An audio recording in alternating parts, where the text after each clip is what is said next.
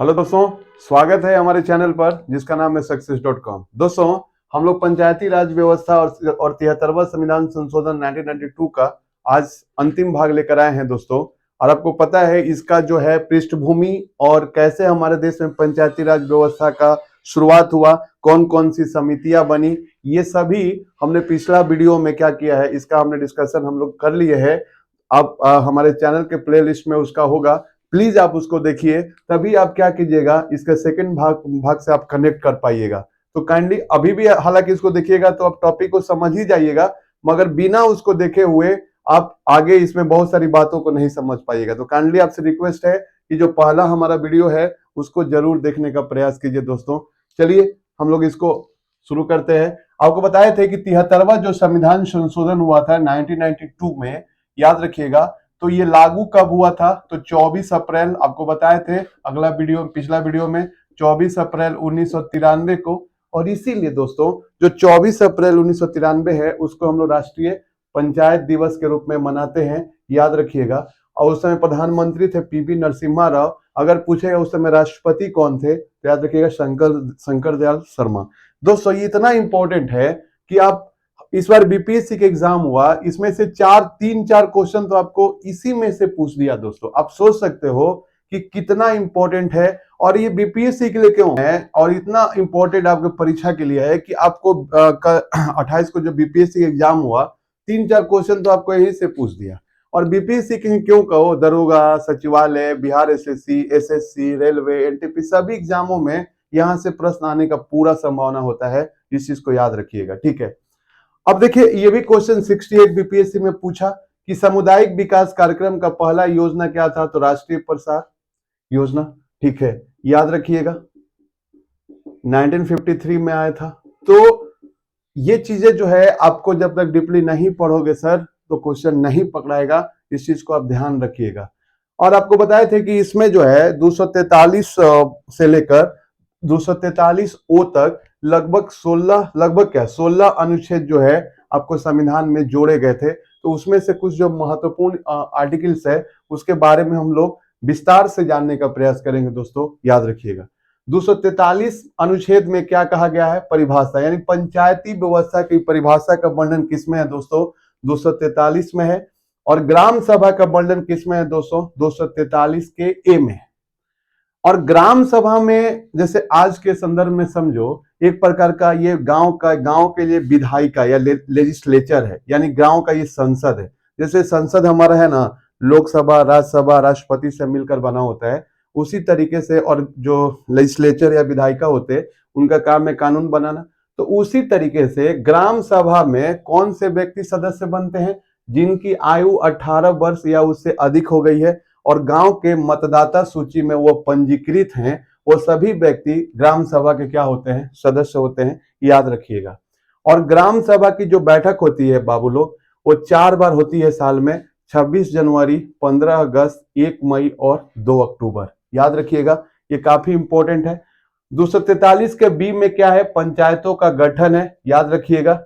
और आपको 243 के सी में क्या है? पंचायतों की संरचना। आपको पता है बलवंत राय मेहता समिति ने त्रिस्तरीय पंचायती राज व्यवस्था की बात की थी।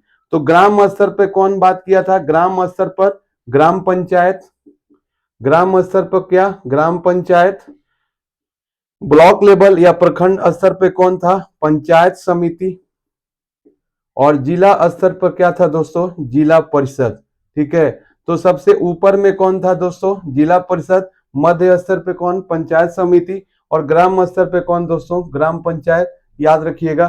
तो याद रख लेना है कि यहां से भी एक बीपीएससी 68 में क्वेश्चन पूछा था। तो पंचायत समिति ब्लॉक लेवल पर, प्रखंड लेवल पे होती है। और किसी राज्य की जनसंख्या, याद रखिएगा कि किसी राज्य की जनसंख्या यदि 20 लाख से कम है दोस्तों, तो उस राज्य को यह छूट दिया हुआ है कि वह जो मध्य स्तर यानी पंचायत समिति का गठन नहीं कर सकती, डायरेक्ट जिला परिषद और ग्राम स्तर का निर्माण करके छोड़ देगी, ठीक है। तो इस चीज को भी याद रखिएगा, बहुत वेरी वेरी इंपॉर्टेंट है। अब पंचायतों की संरचना के बारे में विधि बनाने का अधिकार किसको है दोस्तों? विधानमंडल को है। आपको पता है जैसे अभी त्रिस्तरीय है ना पंचायती राज व्यवस्था भारत में, तो उसको 3 स्तरीय से 4 स्तरीय या 2 स्तरीय भी कर सकती है। तो ऐसा कौन कर सकता है? उस राज्य का विधानमंडल। वेरी वेरी इंपॉर्टेंट है दोस्तों, ये भी आपके लिए। अब 243 के डी में क्या है दोस्तों, तो पंचायतों में आरक्षण। पंचायतों में आरक्षण काफी इंपॉर्टेंट है और इसमें कहा गया है कि ग्राम पंचायतों में एससी एसटी मतलब शेड्यूल कास्ट शेड्यूल ट्राइब्स यानी कि अनुसूचित जाति अनुसूचित जनजाति के लिए स्थानों का आरक्षण उनकी जनसंख्या के आधार पर है। यानी कि जितना भी जनसंख्या होगा उस आधार पर उनके सीटें आरक्षित होगी और इसमें से 1/3 स्थान एससी एसटी महिलाओं को आरक्षण होगा। मान लो कि किसी एरिया में पंचायत में 30 सीटें जो है उसकी जनसंख्या के आधार पर एससी एसटी के लिए है, तो इसमें से 1/3 यानी 10 जो है महिला एससी एसटी का सीट अलग से रिजर्व होगा, याद रखिएगा। और पंचायतों में जितने भी सीटें हैं उसका 1/3 महिलाओं के लिए आरक्षित होगा और उसमें भी एससी एसटी महिला होंगी, याद रखिएगा। पंचायतों में जो आरक्षण दिया गया है दोस्तों महिलाओं को, तो महिलाओं को सशक्त करने के लिए ऐसा किया गया है ताकि महिलाएं सशक्त हो। ठीक है, आज के डेट में महिलाएं सशक्त हो भी रही हैं दोस्तों। ठीक है, ऐसा नहीं है। अभी जैसे आप देखते होंगे, जैसे अब यहां पर है कि राज्य जो है महिलाओं का लेकर आरक्षण या जो है पंचायतों में जो आरक्षण है उसको क्या कर सकती है, बढ़ा सकती है। तो पूछेगा कि पंचायती व्यवस्था में आरक्षण को कौन बढ़ा सकता है, तो राज्य बढ़ा सकता है। और इसी कारण से बिहार जो है महिलाओं को 50% आरक्षण देने वाला भारत का पहला राज्य बना पंचायतों में, और उसके बाद मध्य प्रदेश और उत्तराखंड। तो याद रखिएगा दोस्त, 3 ऐसे राज्य हैं जहां 50% आरक्षण है महिलाओं को पंचायतों में। अगर पहला पूछेगा तो बिहार लगाइएगा, और बिहार ने महिलाओं को पंचायतों में जो 50% का आरक्षण दिया था दोस्तों 2006 में दिया था, और ये भी बीपीएससी में क्वेश्चन आया हुआ है, याद रखिएगा।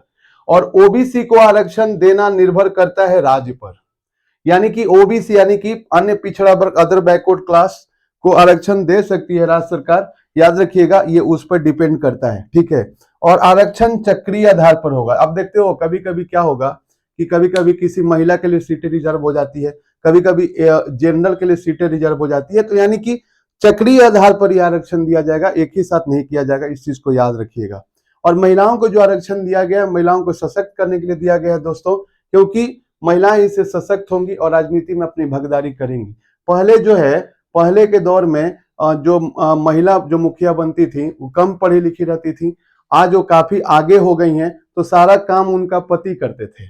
इसीलिए पहले मजाक में कहा जाता था कि एमपी मतलब मुखियाइन पति, क्योंकि सारा काम वो करते थे। अब सिचुएशन बदल गया है, अब जो है महिलाएं सशक्त हो रही हैं और खुद से खुद जो है अपनी शक्तियों का प्रयोग कर रही हैं, ये काफी बड़ा बात है। और धन्यवाद देते हैं नीतीश जी का, जिन्होंने बिहार में पंचायतों में महिलाओं को 50% आरक्षण दिया था। हमारे मुख्यमंत्री साहब को इसका क्रेडिट जाता है, याद रखिएगा। अनुच्छेद 243A में पंचायतों का कार्यकाल है दोस्तों, ये काफी इंपॉर्टेंट है। और कार्यकाल जो होगा वो कब, अब ये पूछता है कि पंचायतों का कार्यकाल कब से शुरू होगा, तो ये नहीं कि जीत के आ गए और वहीं से 5 साल, नहीं। जब पंचायतों की पहली बैठक होगी उस बैठक से 5 वर्ष तक, यानी कि अगर पूछे कि पंचायतों का कार्यकाल होता है प्रथम बैठक की तिथि से 5 वर्ष, याद रखिएगा दोस्तों।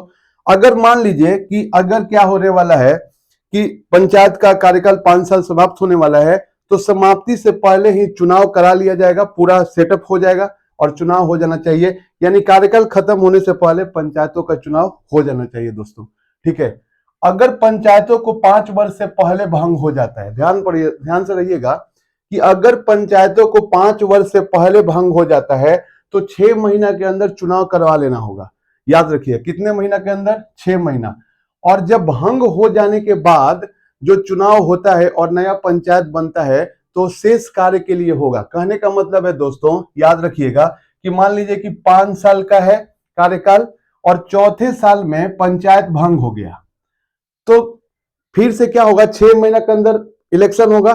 तो इसका मतलब ये नहीं हुआ कि, इसका मतलब ये हुआ कि मान लो 4 साल में पंचायत भंग हो गया तो 6 महीने के अंदर चुनाव होगा, और जो नया जो पंचायत का गठन होगा वह जो बचा हुआ 1 साल है वह उसी के लिए होगा। ये नहीं कि फिर से 5 साल, नहीं सर, ये पंचायत में कॉन्सेप्ट नहीं है।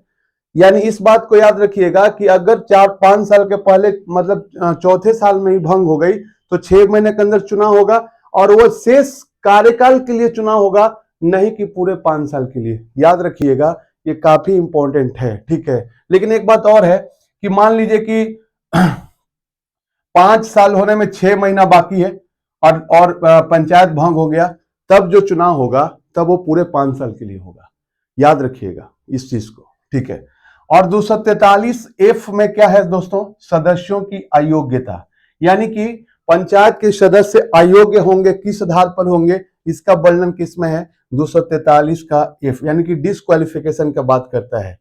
243 का G पंचायतों को शक्ति और अधिकार के बारे में है और इसके तहत 29 विषय दिए गए। दरोगा में पूछा था दोस्तों 65 में ये पूछा था कि जो पंचायतों को 29 विषय पर कानून बनाने का अधिकार दिया गया है, इसका वर्णन किस आर्टिकल में है, तो 243 के जी है। तो कितने पंचायतों को विषय मिले हैं दोस्त, 29 विषय, और उसमें से कुछ आपके लिए हम छाट कर लाए हैं। सब 29 याद करना यार बड़ी मुश्किल का काम है, कोई मेरे लिए चाहे किसी के लिए भी, फिर भी हम कुछ इंपॉर्टेंट आपको लाने का प्रयास किए हैं।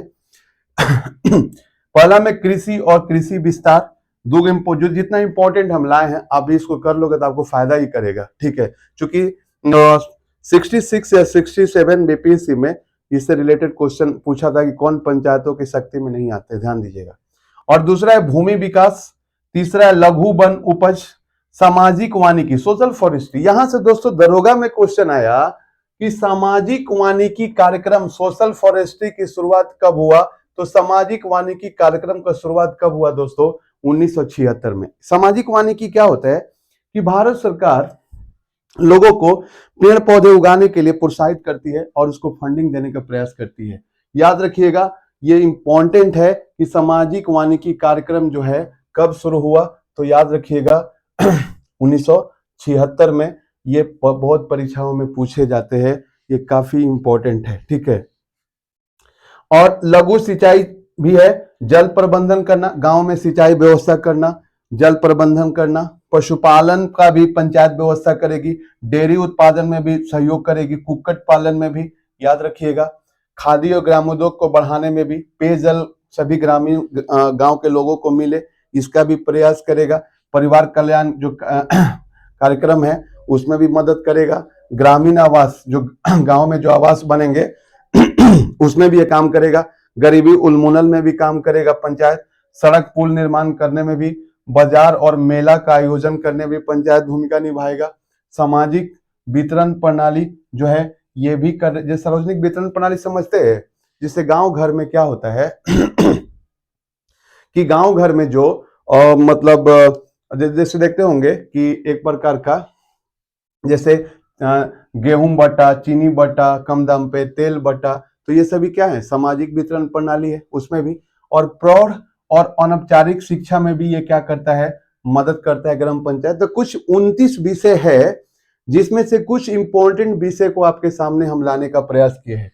और याद रखिएगा दोस्त, एक बात हम यहाँ पर छूट गया कि सामाजिक वानिकी कार्यक्रम की शुरुआत कब हुआ था दोस्त, तो याद रखिएगा सामाजिक वानिकी कार्यक्रम आपका शुरू हुआ था दोस्त, याद रखिएगा आप लोग का 1976 में। और एक पौधा था खिजड़ी, खिजड़ी पौधा जो है बहुत तेजी से बढ़ता है, बहुत तेजी से बढ़ता है।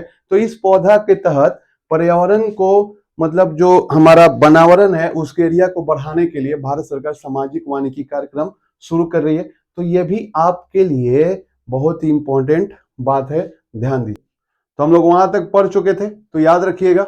और आपको बताए थे कि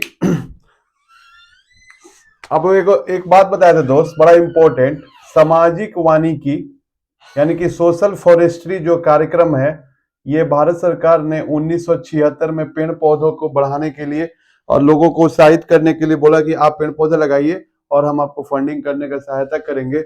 और सामाजिक वानिकी की शुरुआत और कौन 1976 और किस पौधे का, खिजड़ी बहुत ज्यादा विकास तेजी से करता है और हमारा फॉरेस्ट को यानी पर्यावरण को जल्दी से बढ़ाता है। तो याद रखिएगा ये सब अनुच्छेद हम लोग जी तक पढ़ चुके थे।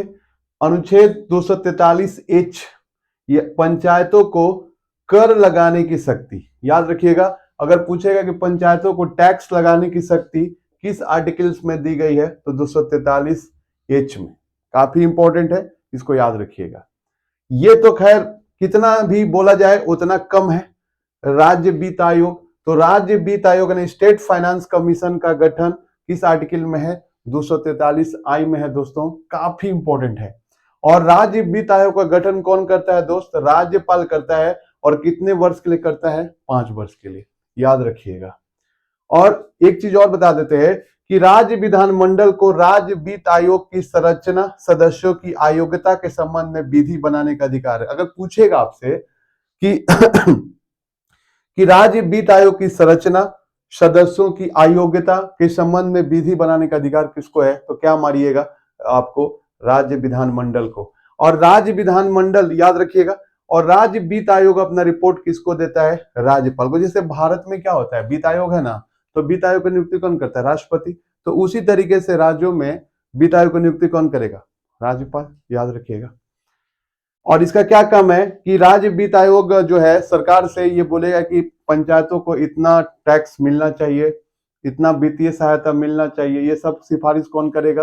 राज्य वित्त आयोग करेगा। इस चीज को भी आप याद रखिएगा। 243 का जे है उतना इंपॉर्टेंट नहीं है, लेकिन याद रख लेना कि पंचायतों के खातों का लेखा परीक्षण विधानसभा जिस दिन चाहे उस दिन पंचायतों के खातों का लेखा अकाउंटिंग करा सकती है, ऑडिटिंग करवा सकती है। तो ये किस में है? 243 के जे में है। और ये तो खैर ये भी मतलब मोस्ट इंपॉर्टेंट क्वेश्चन में है। ये 243 का आई मतलब इनकम, याद रखिएगा। तो राज्य वित्त आयोग इनकम का बात है, याद रखिएगा। 243 के ये काफी इंपॉर्टेंट है कि राज्य निर्वाचन आयोग का वर्णन किसमें है? 243 के में। दोस्तों, जो भारत का निर्वाचन आयोग है वो राष्ट्रपति, उपराष्ट्रपति, प्रधानमंत्री, मुख्यमंत्री यानी कि लोकसभा, राज्यसभा, विधानसभा सबका चुनाव करवाता है। कौन? आपको भारत का निर्वाचन आयोग। और राज्य का पंचायत, राज्यों में पंचायत और नगर निकाय का चुनाव कौन करवाता है दोस्त? तो राज्य का निर्वाचन आयोग। काफी इंपॉर्टेंट है, याद रखिएगा। और ये एक सदस्यीय होता है, यानी कि इसमें एक ही सदस्य होते हैं, राज्य निर्वाचन आयुक्त।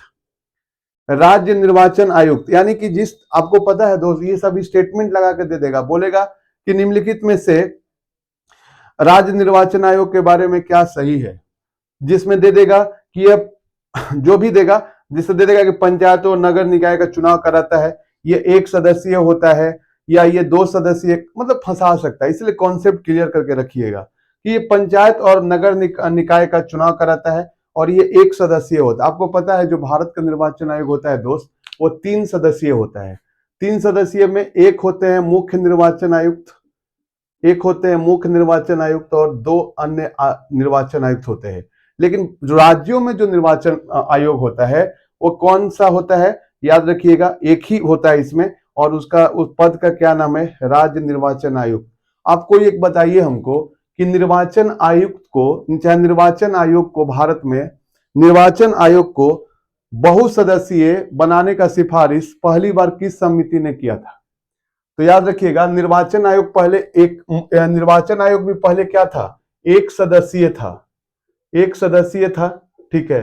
लेकिन क्या हुआ कि तरकुंडे समिति, एक सदस्यीय में सिर्फ एक मुख्य निर्वाचन आयुक्त होते थे, तो तरकुंडे समिति बना, तरकुंडे समिति बना। और तरकुंडे समिति ने बोला कि भैया निर्वाचन आयोग एक ही व्यक्ति पूरे भारत के निर्वाचन का कंट्रोल कैसे करेगा, इसीलिए उन्होंने बोला कि इसको बहुसदस्यीय बनाइए। तो तरकुंडे समिति की सिफारिश पर पहली बार निर्वाचन आयोग को 1989 में 3 सदस्यीय बनाया गया था। फिर सुप्रीम कोर्ट ने इस डिसीजन को रद्द कर दिया, 1990 में खत्म।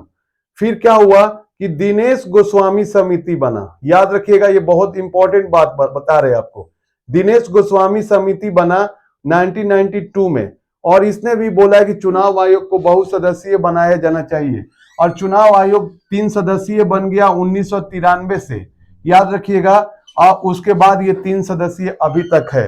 तो चुनाव आयोग जो पहली बार बहुसदस्यीय बना वो तरकुंडे समिति के सिफारिश पर, फिर उसको बंद कर दिया गया 1990 में।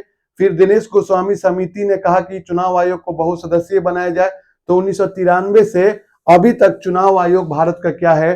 3 सदस्यीय है, याद रखिएगा, काफी इंपॉर्टेंट है।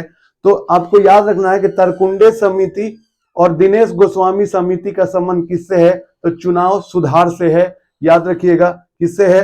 चुनाव सुधार से। किससे है? चुनाव सुधार से। तो ये दरोगा में क्वेश्चन आता है कि पूछा था कि दिनेश गोस्वामी समिति का संबंध किससे है, तो क्या मारिएगा, किससे होकर है, चुनाव सुधार से, इलेक्टोरल रिफॉर्म से, याद रखिएगा। आगे जो है हम लोग यहां तक हो गया था। और राज्य निर्वाचन आयुक्त के सेवा शर्तों और पदावधि के बारे में कानून कौन बना सकता है, राज्यपाल। यानी कि राज्य निर्वाचन आयुक्त के सेवा शर्तों क्या होगा और उसका कार्यकाल कितना होगा, इस संबंध में कानून कौन बनाएगा बॉस, तो राज्यपाल, याद रखिएगा। और पंचायतों का याद रखिएगा कि पंचायतों के निर्वाचन के संबंध में विधि बनाने का अधिकार किसको है, विधानमंडल को। वेरी वेरी इंपॉर्टेंट, यानी कि पंचायतों का निर्वाचन कैसे होगा कैसे नहीं होगा, इस पर विधि बनाने का अधिकार किसको है, विधानमंडल को। और पंचायत चुनाव कराने का निर्णय कौन करता है, राज्य सरकार। यानी कि पंचायतों में और नगर निकाय में चुनाव करता है राज्य निर्वाचन आयोग, लेकिन पंचायतों का जो चुनाव कराने का निर्णय कौन लेता है, राज्य सरकार। ये काफी इंपॉर्टेंट है दोस्तों।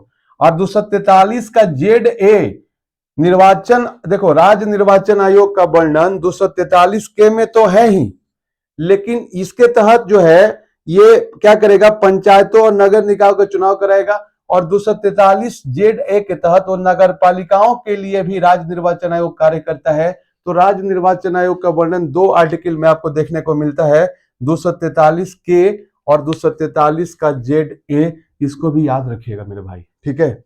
243 एम कहता है कि नागालैंड, मेघालय और मिजोरम में पंचायती राज व्यवस्था नहीं है, वहां पर याद रखिएगा जनजाति परिषद है। क्या है वहां पर, जनजाति परिषद है, याद रखिएगा। तो कौन कौन से ऐसे राज्य हैं जहां पंचायती राज व्यवस्था नहीं है, बीपीएससी का क्वेश्चन है सर ये। नागालैंड, मेघालय, मिजोरम में पंचायती राज व्यवस्था नहीं है, इस चीज को ध्यान रखिएगा। एक है जिला आयोजन समिति, ये भी काफी इंपॉर्टेंट है सर। जिला आयोजन समिति जो है, जिसका वर्णन 243 ZD में है, और इसका अध्यक्ष जो होता है वो जिला परिषद, इसका अध्यक्ष जो होता है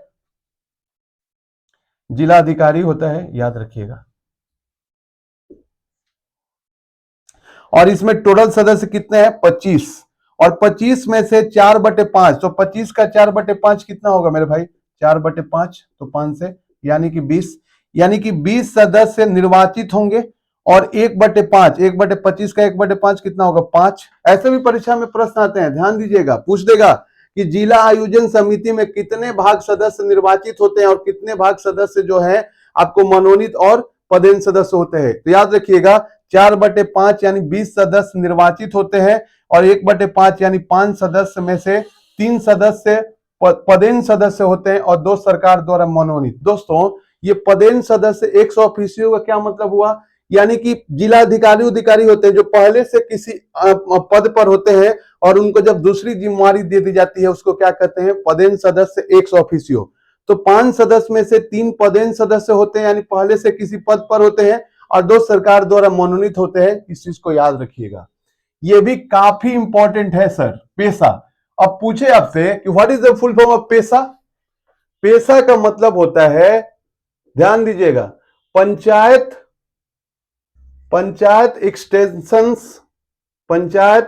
extensions to the scheduled areas. दोस्तों आप एक कमीशन का भी स्टूडेंट बनते हो तो आपको परीक्षा के पॉइंट ऑफ व्यू से पढ़ना है कि पेशा का फुल फॉर्म क्या हो गया, panchayat extension to the scheduled areas. यानी कि उस एरिया में पंचायत व्यवस्था को ले जाओ जहां पे जनजाति एरिया में जहां पंचायती व्यवस्था खत्म हो गया है। और ये कौन सा कब आया था, 1996। और ये कौन सा पेशा कौन से समिति के सिफारिश पर आया था, तो भूरिया समिति के सिफारिश पर आया था।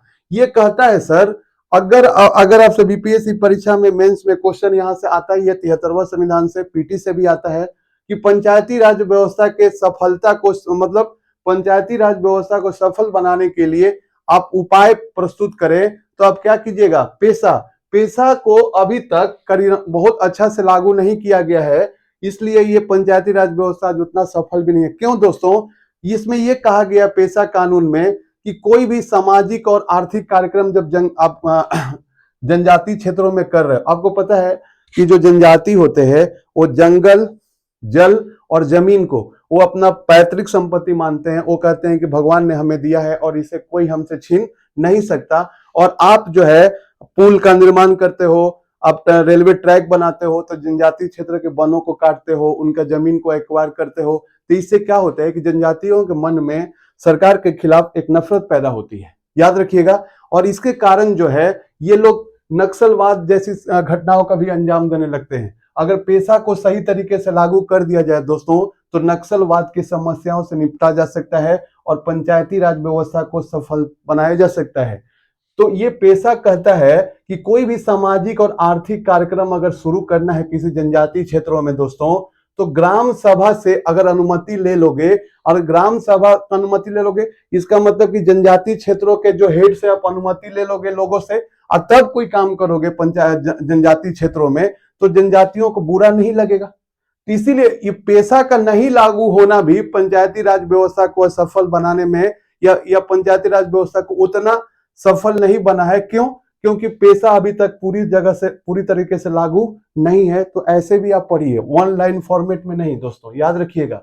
तो ये सभी जो है आपके लिए इंपॉर्टेंट है, और जितना भी फैक्ट इसमें बताया गया है दोस्तों, काइंडली इसको देखने का प्रयास कीजिए और इसका मूल्यांकन कीजिए, क्योंकि इस आधार पर आप मेंस भी लिख सकते हो।